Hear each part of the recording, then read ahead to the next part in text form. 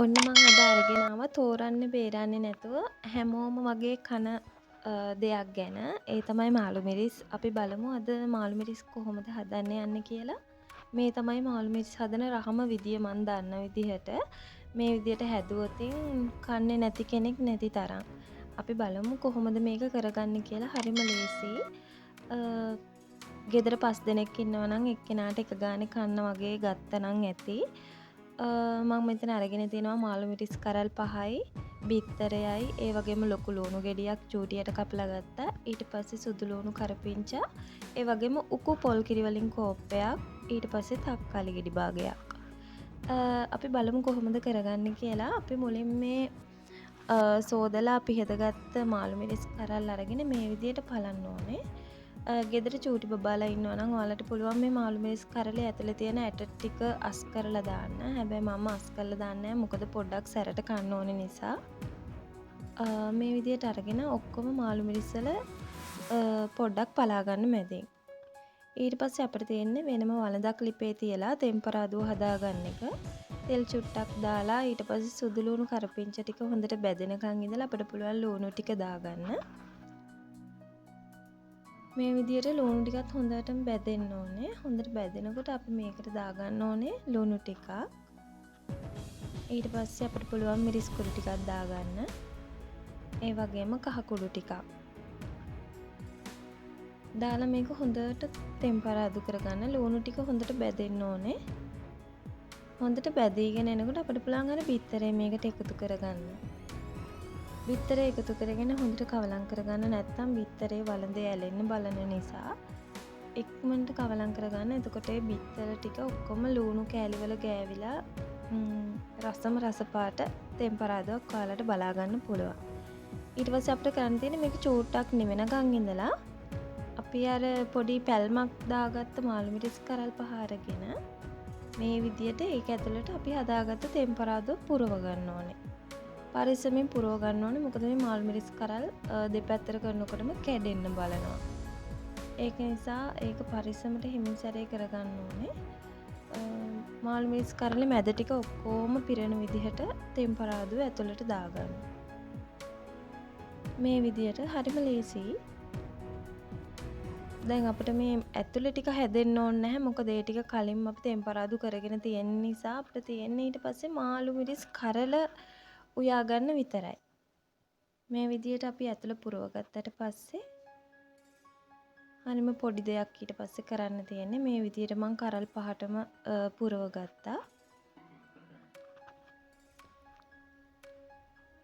මාළු මිරිස් කියන්නේ පොඩි අය ලොකු අය තෝරන්න බේරන්න නැතුව හැමෝම වගේ කන දෙයක්. ඒක නිසා මේ විදියට මාළු මිරිස් හදලා බලන්න. ඔයගොල්ලෝ ගෙදර අය හැමදාම ඉල්ල කයි.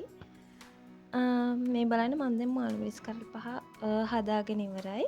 දැන් වලදක් ලිපේ තියන් ඒකට තෙල් චුට්ටක් දාගෙන හැන්දකින් ඒ තෙල් ටික මුළු වලඳෙම ගෑවෙන විදියට චුට්ටක් කවලම් කරලා ඊට පස්සේ අපිට තියෙන්නේ මාළු මිරිස් කරල් 5 අර වලඳෙන් තියාගෙන පියන වහගෙන හදාගන්න එක.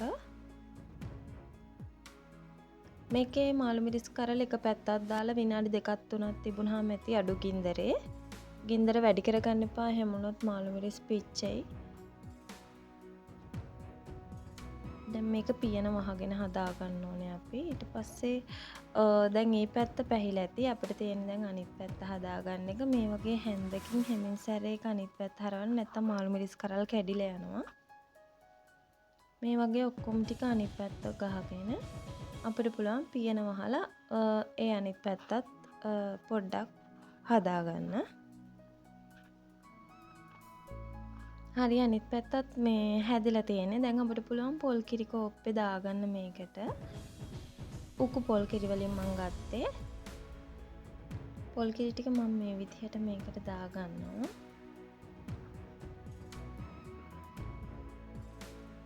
ඊට පස්සේ තක්කාලි අනිවාර්ය නැහැ. තක්කාලි දානවා නම් මේ විදියට අන්තිමට දාන්න. තෙලට දාන්නේ නැතුව පොල් කිරියකට දාන්න. තක්කාලි වලින් අමුතුම ඇඹුල් රසක් එනවා. ඒක මාර රහයි.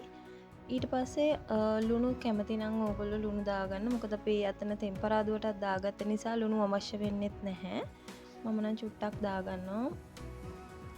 ඊට පස්සේ අපි කිරි ටික දාලා චූට්ටක් හැඳි ගාලා වහලා තියලා මේ විනාඩි 2කින් විතර බලනකොට හොඳටම කිරි ටික හිඳිලා හරිම ලස්සනට මාළු මිරිස් ටික හැදිලා තියෙන්නේ දැන්. ඔයාලට පුළුවන් දැන් ඕනනම් දෙපැත්ත දදා අර බැදිච්ච නැති පැති බෙද ගන්න. අන්නම් මෙච්චරයි හදාගන්නේ. හරිම රසට මුළු කුස්සියම මාර සුවඳට තිබුණා. ඕනම වෙලාවක හදන්න පුළුවන් ඔයාලට මේක මේ විදිහට. තව විදිහක් තියෙනවා. ඔයාලට වුණනම් පුළුවන් බිස්කට් කුඩු තවරලා ඊට පස්සේ මේක ගැඹුරු තෙලේ බෙද ගන්න. මේකට තෙල් ඇත්තටම ගියේ තෙල් බිංදු 2-3ක් විතරයි. ඒක නිසා තෙල් වැඩි පාවිච්චි කරන්නත් ඕනේ නැති නිසා මේ විදිය තමයි මට නම් හොඳම විදිය. ඒ වගේම රසම විදිහ.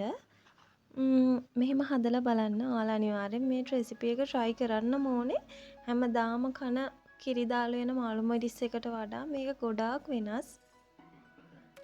ඕනම කෙනෙක් ආවම හදලා දෙන්න. චූටි බබාලා ගෙදර ඉන්නවා නම් එයාලටත් හදලා දෙන්න. මාර්ම රස කෑමක්. මම මේක රෙකමන්ඩ් කරනවා. ඔයාලා මේක කෑවොතින් හැමදාම මේක හදලා කයි. මම නම් කෑවා හරිම රසට තිබුණා. අපි අලුත් වීඩියෝ එකකින් හම්බ වෙමු. ඔයාලට සුබ දවසක්.